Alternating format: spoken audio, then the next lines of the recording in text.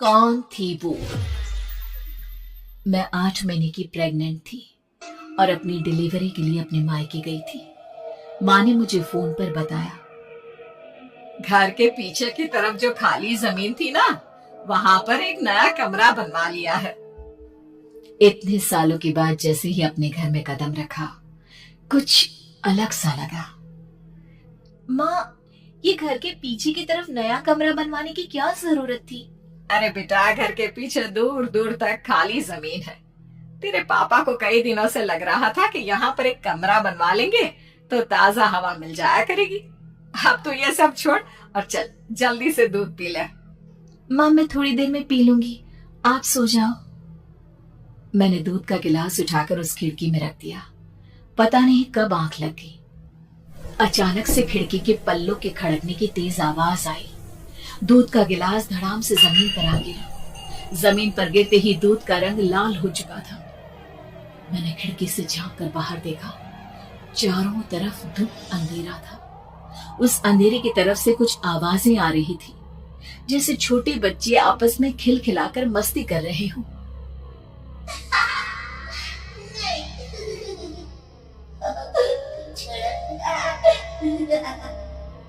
इतनी रात को इतने घनघोर अंधेरे में बच्चों की आवाज कैसे आ रही है? घड़ी में वक्त देखा तो ठीक 12 बजे थे।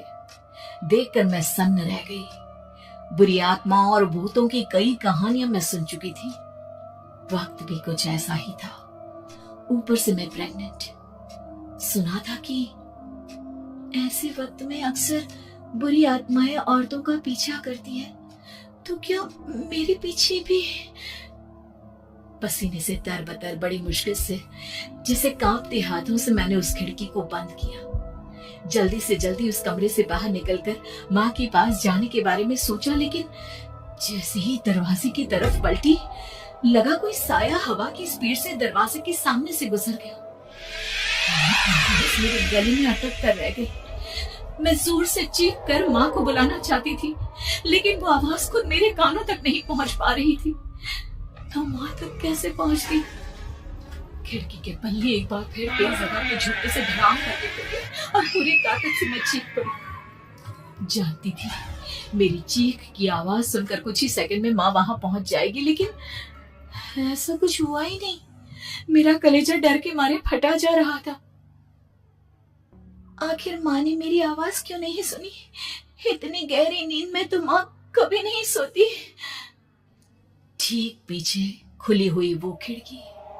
मुझ में इतनी ताकत नहीं बची थी कि मैं पलटकर उस तरफ देख भी सकूं।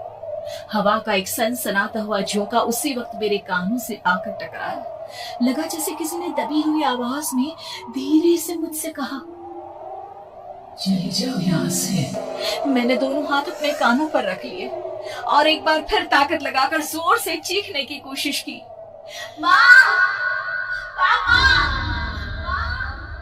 मेरी आवाज उस कमरे की दीवारों से टकराकर वापस मुझे ही सुनाई दे रही थी। जितनी ताकत के साथ मैंने चीखने की कोशिश की थी, कुछ ही देर बाद उससे कहीं ज्यादा तेज और दर्दनाक चीख मुझे सुनाई देने लगी। कि आवाज ठीक मेरे पीछे खिड़की से आ रही थी। वो आवाज मेरे कानों में पिघलते हुए लोहे की तरह गिर रही थी। उन आवाजों में हैवानियत थी। वो आवाजें किसी इंसान की नहीं है, इतना मैं समझ चुकी थी। कांप रहे हाथों से मैंने अंधेरे में कुछ ढूंढने की कोशिश की। तभी अचानक मेरा हाथ बेड पर रखी टॉर्च पर पड़ा।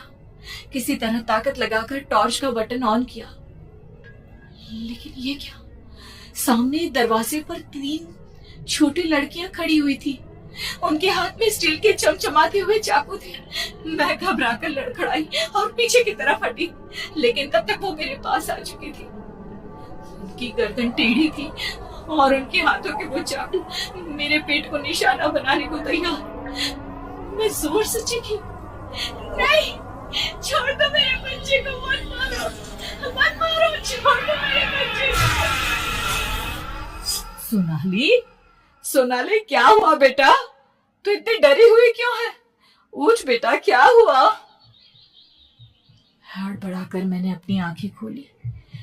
देखा तो दिन निकल आया था। माँ मुझे जगा रही थी। मेरा चेहरा पूरा पसीने से लथपथ था। क्या हुआ बेटा, तुमने कोई बुरा सपना देखा क्या? मैं अभी तक अपने पूरे होश में नहीं थी। वो मेरे बच्चे को मार देगी माँ। वो लड़की मेरे बच्चे को।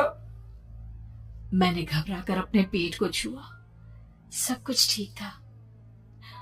और वो दूध जो रात को यहाँ पर गिर गया था, उसका रंग लाल हो गया था। माँ ने हंसते हुए दूध का गिलास मुझे दिखाया।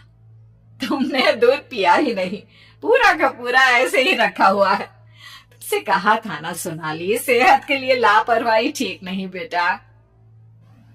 लेकिन मैंने तो सब कुछ अपनी खुली आंखों से देखा था।